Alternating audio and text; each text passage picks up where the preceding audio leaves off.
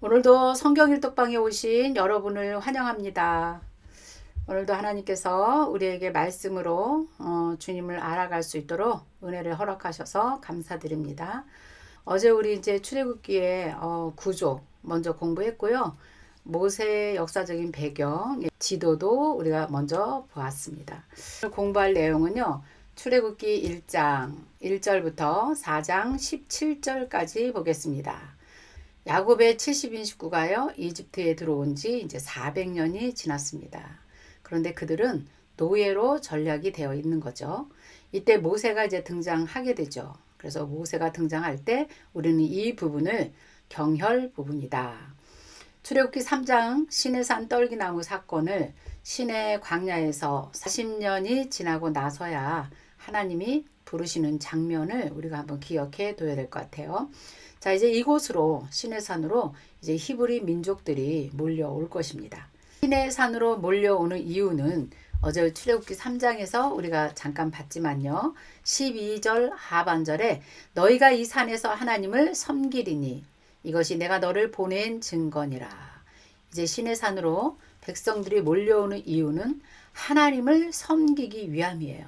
그러니까 하나님께서 하나님을 섬기는 대상, 하나님을 섬기는 민족을 지금 기다리고 있었던 거죠. 당신의 백성들을 오랜 시간 400년이라는 세월 동안 하나님이 기다리신 거죠. 그리고 이제 이 산에서 백성들과 언약을 맺고요. 그리고 이 산에서 십계명과 율법을 받을 것이고요. 그리고 이곳에서 이제 성막을 지을 것이라는 예감을 여러분들이 하고 계시면 됩니다. 이제 앞으로 일어날 이런 일들이 있기 전에 먼저 모세가 하나님을 만나는 곳, 여기를 중요하게 생각하고 오늘 우리가 함께 성경을 보도록 할게요.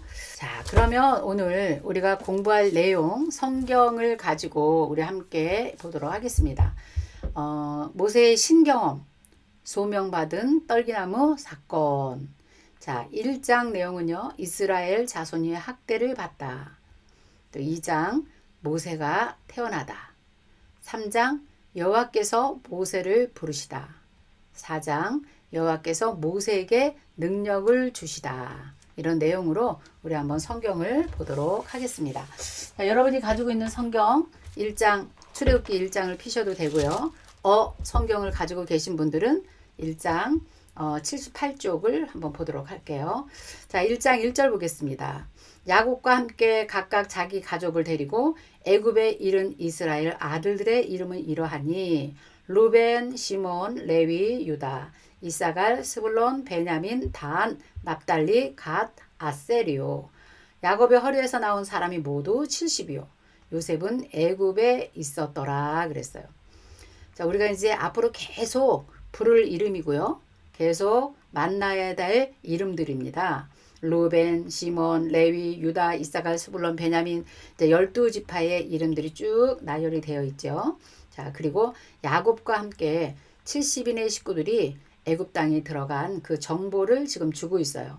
자, 그러니까 여기까지는 창세기를 정리해 준 거라고 생각하시면 될 것 같아요.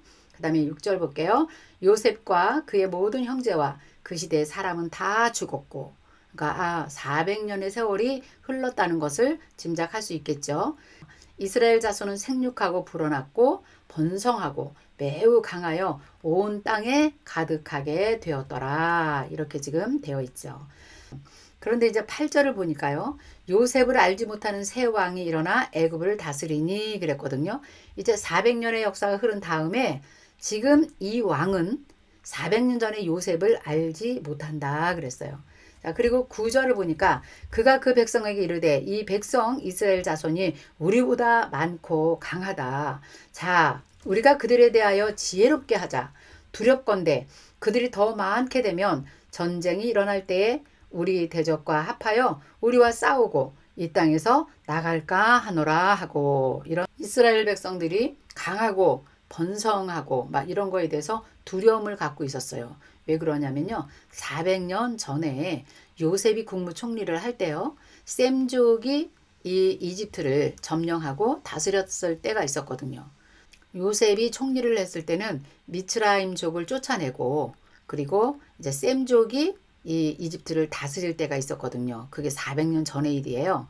그러니까 지금 8절, 9절, 10절을 보니까 요셉을 알지 못하는 왕이 이스라엘 민족, 히브리 민족을 아주 심히 두려워했다 이거예요. 그럼 왜 그러냐?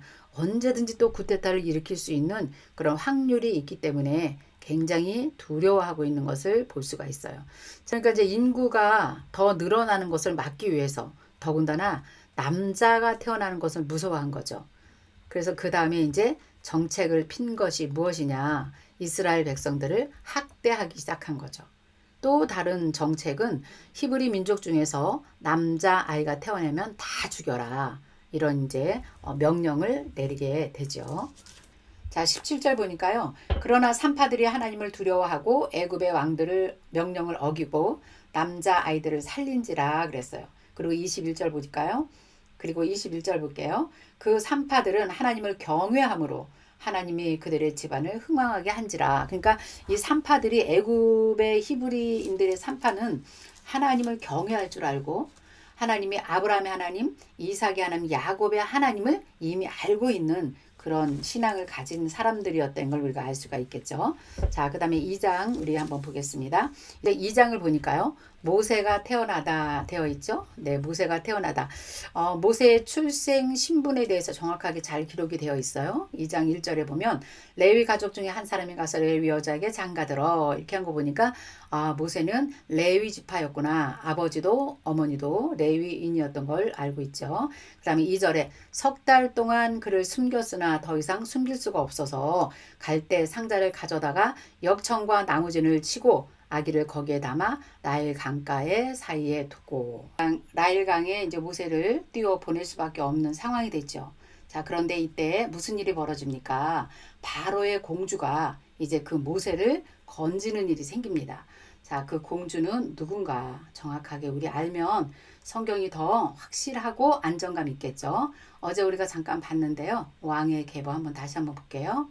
투트모스 1세의 딸 하셉스투에 의해서 모세가 이제 건짐을 받죠. 그리고 모세는 그 공주의 양 아들로 바로의 왕궁에서 교육을 받으면서 성장하게 되는 사실을 이제 우리가 어제도 확인을 했습니다. 모세가 장성한 후에 한 번은 자기 형제에게 나가서 그들이 고대에게 노동하는 것을 보더니 어떤 애굽 사람이 한 히브리 사람 곧 자기 형제를 치는 것을 본지라. 그래서 모세가 거기서 이제 그 애굽 사람을 죽이는 사건이 벌어지게 되지요. 자, 그렇게 사람을 죽인 이 모세는 더 이상 그 바로의 왕궁에서 살 수 없는 상황이 되었다 그랬어요. 그건 왜 그랬다 그랬어요? 네, 투트모스 3세와 그래서 이런 정적 관계에 있던 모세가 더 이상은 왕궁에서 사람을 죽인 그런 신세가 되었으니 살 수가 없게 되죠. 그래서 이제 미디안 광야로 이제 도망 나올 수밖에 없게 된 거죠. 참 미디안 광야로 나온 모세는 이제 양을 치고 있는 그 이도로의 가족들을 만나죠. 딸들을 만나죠. 그래서 이제 이도로를 만나게 되고 그 다음에 21절 보면 십보라 딸을 만나서 이제 아내를 맞이하게 됩니다. 그리고 그가 아들을 낳음에 모세가 그의 이름을 게르솜이라 하였다. 내가 타국에서 나그네가 되었다 이런 뜻이라는 거죠. 자, 그리고 나서 23절 그 후에 여러 해 후에 애굽 왕은 죽었고 이스라엘 자손은 고된 노동으로 말미암아 탄식하며 부르짖으니 그 고된 노동으로 말미암아 부르짖는 소리를 하나님께서 들으셨다라고 기록이 되어 있습니다. 이제 18왕조의 투트모스 1세가 이제 다 죽었다는 그런 기록이 나와 있죠. 24절 하나님이 그들의 고통을 들으시고 하나님의 아브라함과 이삭과 야곱에게 세운 그의 언약을 기억하사 하나님이 이스라엘 자손을 돌보셨고 하나님이 그들을 기억하셨다 그랬어요. 그러니까 하나님께서 아브라함과 이삭과 야곱과 세운 그 언약 이 단어가요. 이제 앞으로 계속 나올 겁니다. 네, 하나님은 백성을 만드실 때 아브라함 한 사람 부르셨지만 이삭과 야곱을 통해서 이제 하나님 나라 백성들에게 만들어지는 과정을 계속해서 성경은 말하고 있습니다. 하나님께서 그들과 세운 그 언약을 하나님이 기억하셨다. 너무 중요한 말씀입니다. 애굽에 있는 동안에도 하나님은 그들을 돌보셨고 하나님의 계획이 있었음을 우리는 알 수 있습니다. 네. 자, 그럼 이제 3장 보겠습니다. 여호와께서 모세를 부르시다. 3장 1절 모세가 그의 장인 미디안 제사장 이도로의 양떼를 치더니 그 양떼를 광야 서쪽으로 인도하여 하나님의 산 호렙에 이르매. 어떠한 일이 벌어졌습니까? 이제 4절 보니까 그 떨기나무 가운데서 하나님께서 모세를 부르시는 장면이 나오죠. 모세의 이름을 하나님께서 크게 부르셨겠죠. 모세야, 모세야. 하나님의 그 아주 우렁차신 그 음성으로, 사람의 음성이 아닌 하나님의 음성, 그 우레와 같은 음성으로 모세를 부르셨을 거라고 생각이 듭니다. 그때 모세가 내가 여기 있나이다. 모세가 하나님의 음성을 알아들은 거죠. 그리고 하나님, 내가 여기 있습니다. 하나님이 부르실 때 하나님의 음성을 알아듣고 하나님께 반응할 수 있었다는 것은요. 그 모세가 미디안 광야에서 40년 동안 양을 치면서 끊임없이 고뇌하며 찾고 있던 그분, 그 하나님이 아니었을까요?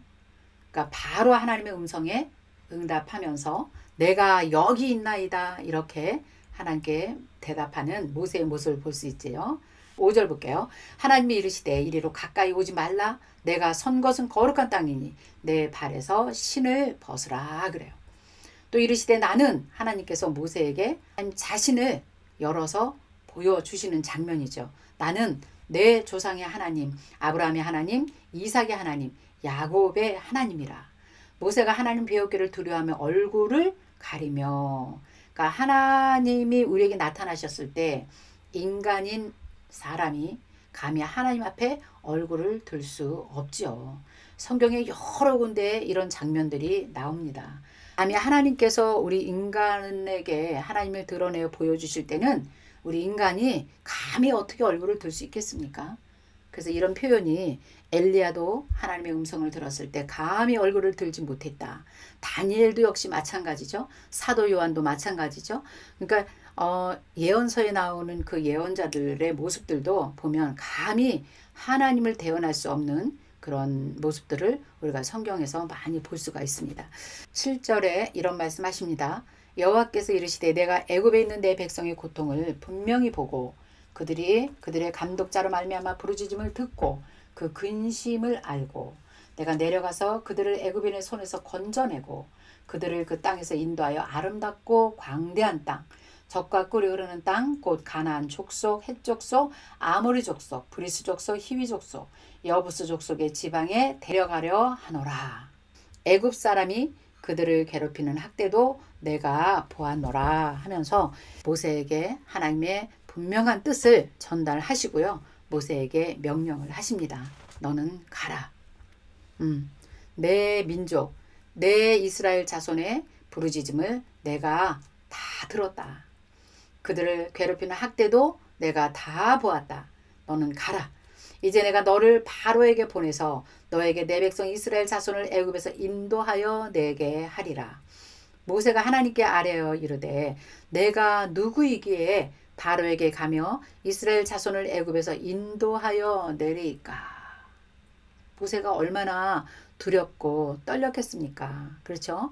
40년 전에 애굽에서 도망쳐 나온 모세에게는 이 민족을 구하러 들어가라는 하나님의 그 명령이 굉장히 버거웠을 겁니다. 네.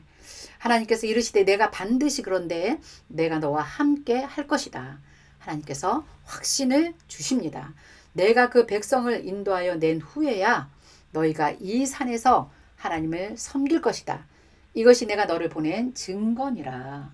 하나님께서는 당신의 백성들을 이끌어내는 이유가 이 산에서, 이 산이 어딜까요? 신의 산이죠. 이 신의 산에서 나를 섬기게 할 것이다. 나는 그들과 함께 하고 싶다는 하나님의 마음을 우리가 보게 됩니다. 자, 역시 그렇게 말씀하십니다. 13절, 14절, 15절의 말씀이에요. 모세가 하나님께 이르되 내가 이스라엘 자손에게 가서 이르기를 너희의 조상 하나님이 나를 너희에게 보냈다 하면 그들이 나에게 물을 것 아닙니까? 그의 이름이 무엇이냐? 이렇게 묻는다면 내가 무엇이라고 그들에게 말해야 됩니까? 이렇게 정말 섬세하게 하나님과 이렇게 소통하고 교제하는 이런 모습을 볼 수 있죠. 하나님이 모세에게 이르시되 나는 스스로 있는 자다. 또 이르시되 너는 이스라엘 자손에게 이같이 스스로 있는 자가 나를 너희에게 보냈다 하리라.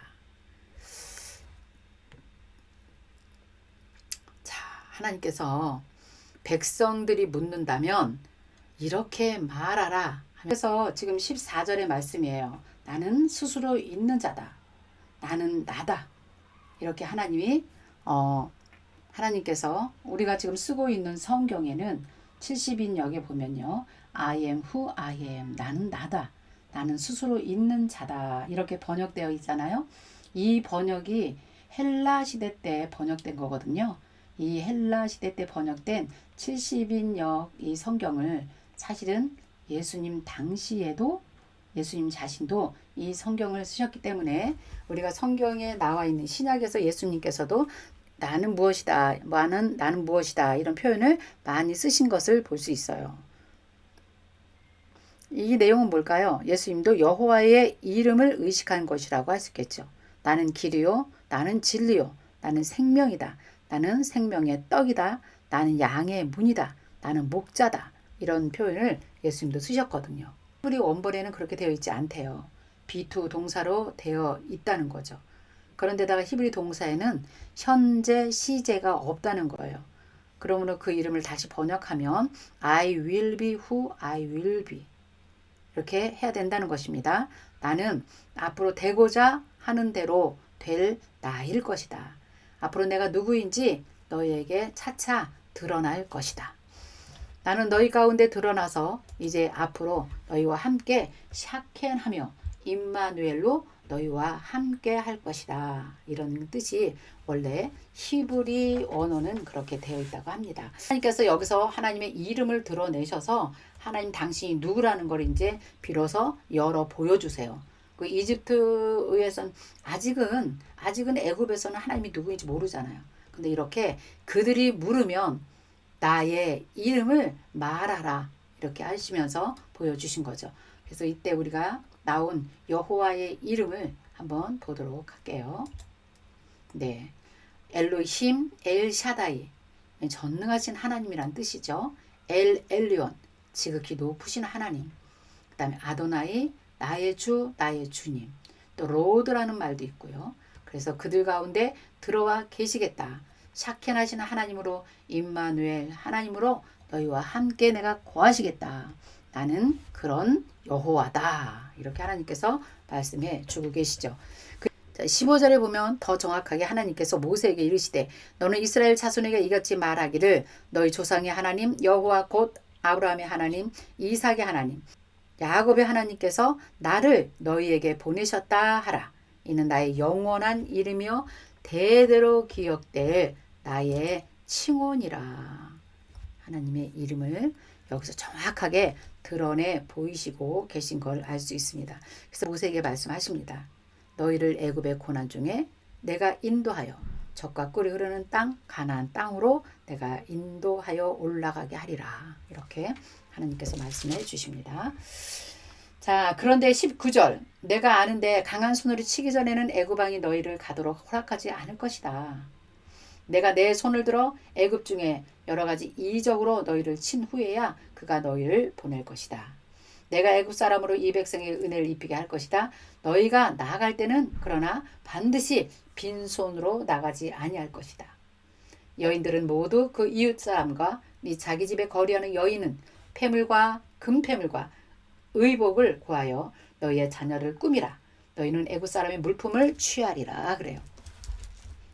자, 여기서 굉장히 중요한 말씀입니다.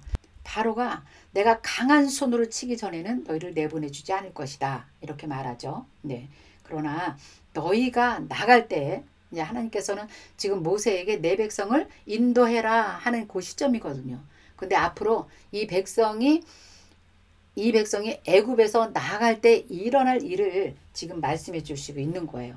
자, 너희들이 나갈 때는 빈손으로 나가지 아니하리라. 그럼 어떻게 나가나요? 네, 오히려 하나님께서 역전을 시키셔서 애굽 사람들이 히브리 민족 노예들에게 은혜를 입어서 그들이 가지고 있는 폐물을 다 줄 수밖에 없는 환경을 하나님께서 만들어 주시겠다는 거야. 그때 너희는 폐물과 금폐물과 모든 의복을 가지고 나올 것이다. 그래요. 여러분, 이것이 나중에 성막의 재료로 쓰입니다. 정말 깜짝 놀랄 일입니다. 하나님의 계획은 너무나 정확하신 실제 사건이고요. 네, 정말 드라마보다도 더 재밌는 성경을 지금 우리가 보고 있는 것입니다. 네, 자, 그리고 이제 4장을 우리가 한번 볼게요. 여호와께서 이제 모세에게 능력을 주시다. 이제 하나님께서 이렇게 모세를 통해서 이스라엘 백성들을 이끌고 나오려면 옛날의 모세 갖고는 안 되겠죠. 이제 하나님께서 강권적으로 모세에게 능력을 부어 주시는 걸 볼 수 있습니다. 4장은 그런 내용이에요. 모세가 지팡이를 가지고 있잖아요. 지팡이를 던져라. 뱀이 되죠. 다시 잡아라. 다시 지팡이가 되죠. 그 다음에 6절, 7절에 보면 여호와께서 또 이르시되 내 손을 품에 넣으라. 그 품에 넣었다 빼니까 내 손에 나병이 생겨서 눈같이 된지라. 다시 집어넣었다 빼니까 원래의 손으로 되었다. 이런 내용이 적혀 있습니다. 8절 여호와께서 이르시되 만일 그들이 너를 믿지 아니하면 이 처음 표적의 표징을 그들에게 보여라. 그들에게 보여라. 그래도 믿지 않거든 나일강에 가서 물을 조금 떠갖고 와라. 그리고 그 물을 뿌려라. 그럼 그게 피가 될 것이다. 이렇게 계속해서 하나님께서 믿지 못하는 인간들에게 보여주실 것은 하나님의 방법은 이적이에요. 표적이에요. 그래서 예수님도 사복음서에 예수님이 사역 가운데 많은 표적을 일으키셨잖아요. 하나님의 아들로 이 땅에 오셨지만 믿지 않는 많은 무리들에게 늘 예수님은 표적과 이적을 보이실 수밖에 없었던 것을 우리가 보게 되죠. 자, 이런 것을 하나님께서 보여주시는데도요. 10절 볼게요. 모세가 여호와께 아뢰되 오 주여 나는 원래 말을 잘하지 못하나이다. 주께서 주의 종에게 명령하신 후에도 역시 그러하니 나는 입이 뻣뻣하고 혀가 둔한 자입니다. 나는 갈 수 없습니다. 이렇게 말하는 그런 모세를 하나님이 보십니다. 그 하나님께서 11절 여호와께서 그에게 이르시되 누가 사람의 입을 지었느냐 누가 말 못하는 자나 못 듣는 자나 눈 밝은 자나 맹인이 되게 하였느냐 나 여호와라 이렇게 말씀하세요. 나 여호와다. 말하는 것, 보는 것, 듣는 것, 이 모든 것이 누가 할 수 있게 하느냐 나 여호와라는 거예요. 자 이제 가라. 아까 3장 9절에서도 이제 가라 이렇게 말씀하셨잖아요. 여기서 다시 한번 말씀하십니다. 내가 너 입과 함께 있을 것이다. 할 말을 내가 가르치리라 이렇게 말씀하세요. 그런데 모세가 이럽니다. 또 주여 보낼 만한 자를 보내소서. 얼마나 힘든 광경입니까? 14절 여호와께서 모세를 향하여 어떻게 하십니까? 노하셨다 그래요. 우리가 하나님의 명령을 받고도 순종하지 아니할 때 하나님도 우리랑 똑같은 인성을 갖고 계시잖아요. 그렇죠? 하나님이 인격적이신 하나님이시고 하나님의 인격과 형상을 가진 우리 역시 아버지도 우리랑 같은 거죠. 그러니까 하나님께서 노하셨다는 거예요. 얼마나 화가 나셨겠어요. 내가 너에게 능력을 부어주겠다고 계속 말씀하시는데도 보낼 만한 자를 보내소서 이렇게 말하는 그 모세를 향하여 하나님 몹시 화가 나셨네요. 자 걱정하지 말아라. 레위 사람 내 형 아론이 있지 아니하냐. 그가 말 잘하는 것을 내가 안다 그래요. 하나님께서 말 잘하는 아론을 준비시켜 놓으시고 이제 아론을 만날 때 아론이 너를 볼 때 그 마음에 기쁨이 있을 것이다. 이렇게 하나님 다 미리 말씀해 주십니다. 15절 너는 그에게 말하고 그의 입에 할 말을 주라. 내가 내 입과 너의 입에 함께 있어서 너희들이 행할 일을 내가 가르치리라 그래요. 아멘. 가르치리라 그래요. 정말 놀랍습니다. 하나님께서 우리가 해야 될 말, 우리가 해야 될 것을 하나님께서 미리 아시고 가르치시라. 미리 아시고 입을 열게 하시고 할 말을 주신다는 것입니다. 아멘. 16절 그가 너를 대신해서 백성에게 말할 것이고 그는 내 입을 대신할 것이고 너는 그에게 하나님 같이 되리라 그랬어요. 자, 하나님께서 모세에게 계속 할 말을 가르치시고, 그리고 모세가 아론에게 말하고, 아론은 백성과 바로에게 말하는 이런 이 단계를 하나님께서 지금 말씀해 주시는 것이죠. 자, 그렇게 될 때 너는 하나님 같이 되리라. 하나님께서 능력을 부어주시는 거죠. 우리 안에 하나님의 영이 들어와 계시면 우리가 하나님의 일을 해내는 것처럼 지금 하나님께서 그렇게 말씀하고 계십니다. 놀랍죠? 저도 가끔 이 사역을 하면서 많이 힘들 때가 있습니다. 하나님, 정말 실력도 있고 말 잘하시는 분들이 너무너무 많은데 어쩌다 제가 이 일을 하게 되었습니까? 주님, 여기서 저는 그만하겠습니다. 정말 못하겠습니다. 제가 이렇게 하나님 앞에 내려놓은 적이 너무 많거든요. 그때마다 하나님께서 이런 세밀한 음성을 들려주시는 거예요. 너가 하는 것이 아니다. 너 안에 내가 너에게 할 말을 부어주리라. 이렇게 말씀하시는 것 같아요. 오늘 이 장면과 어떻게 보면 저의 사역이 또 똑같은 것 같습니다. 네. 이 말씀을 보면서, 제가 정말 늘 부족하다고 하나님 앞에, 나 안 하겠습니다. 막 이렇게 말할 때, 이 말씀을, 정말 보면서 다시 한번 저도 위로를 받고, 하나님 앞에 쓰임을 받기 위해서 더 기도하고, 하나님에게 능력을 구하는 자가 돼야 될 것 같다는 생각이 듭니다. 자, 17절 볼게요. 너는 이 지팡이를 손에 잡고 이것으로 이적을 행할지니라 그랬어요. 그래서 이제 마지막 우리 4장 마지막까지는, 자, 그래서 오늘 4장 17절까지인데요. 다시 한번 우리가 보면 우리가 일할 수 있도록 하나님께서 우리에게 능력을 주신다는 이런 말씀으로 오늘 끝나는 거죠. 그러니까 저와 여러분이 하나님께 기도하고 사명을 감당하려고 나가기만 하면 그 살아계신 하나님께서 우리에게 능력을 주실 것입니다. 아멘. 우리 힘으로 하는 것이 아니죠. 아버지가 주시는 힘으로, 아버지의 능력으로 우리가 이 일을 행하는 것입니다.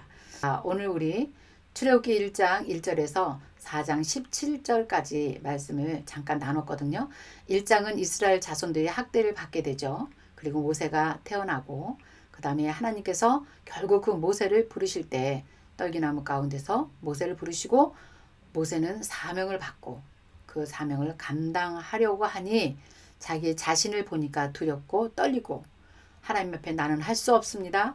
보낼 만한 자를 보내소서, 이렇게 말하는 그 모세의 모습을 우리가 보면서 하나님께서 또 이적을 여러 가지를 보여주시면서 너와 함께 내가 할 것이다, 이렇게 말씀하시는 하나님의 음성을 듣고 오늘 여기서 우리가 마무리를 하겠습니다.